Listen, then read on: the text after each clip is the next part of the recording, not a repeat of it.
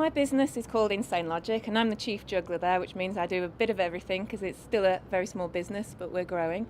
And what we do is we have a product called My Choice Pad, and it enables language development and communication skills for children and adults with learning or communication difficulties. I used to work for the charity that owns the language program, and that gave me the inspiration. So they have the signs and the symbols in book format, but they hadn't digitized it. So I left with their permission 3 years ago to digitize the language program, and that's how it came about. We've just closed an angel round of funding in August, and in the last 4 or 5 weeks we've grown from 3 people to 8. So it's in a state of flux, but a happy flux and of growth, and that's why it's been really important for today for me to be here to learn from others about scaling and mentoring and the best way to do that and what I can learn from it. What I studied in school was quite broad actually, social sciences.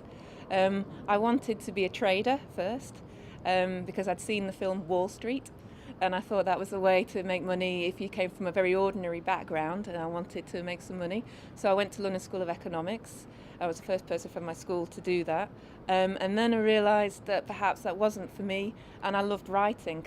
So I became a journalist and an editor, and I spent 10 years in publishing. And in publishing I worked for education publishers, so I was creating products. And then one time, in my first job, they made a lot of the people redundant because they bought another company. So I was left on my own for months, and there was a HTML and a JavaScript book on the shelf, and I had access to the internet, and I thought, well, everybody's talking about this internet thing. This was 1998.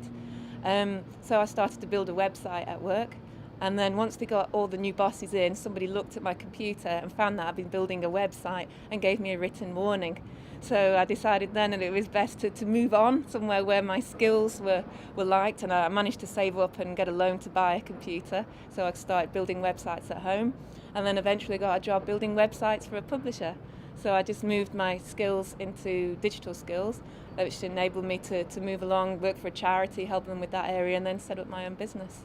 I'd say to people and children thinking about doing their own business, it's enlightening. In the morning I can wear what I want.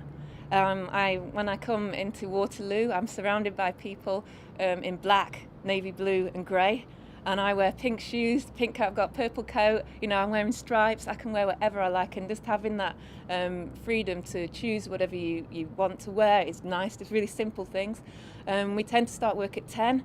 I'm rubbish in the morning. I get to choose when I go into work, which is really nice. And we have parties, at the end of the day, or we just relax and have lunch together. And it's just it's an informal but very tight-knit. It's like being with family, when you've got all your best friends all around you and you really want to achieve something.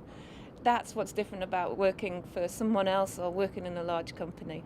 This is so exciting. You create new things every day, and every day is different. And I'm going to make sure I make this work, because more people should do this, and more women as well. This isn't, this is not about, I'm not a mum yet, and hopefully I will be one day, but I am somebody's daughter, I am somebody's sister, but I can still have fun, have all those responsibilities, and, bring a company up and have a great time. And our company's split 50-50, male and female, and even the developers, some of them are female. It happens. When you're a woman, you start to attract other women in, and it's great, and it's fantastic, and I love it, and I wouldn't want to do anything else.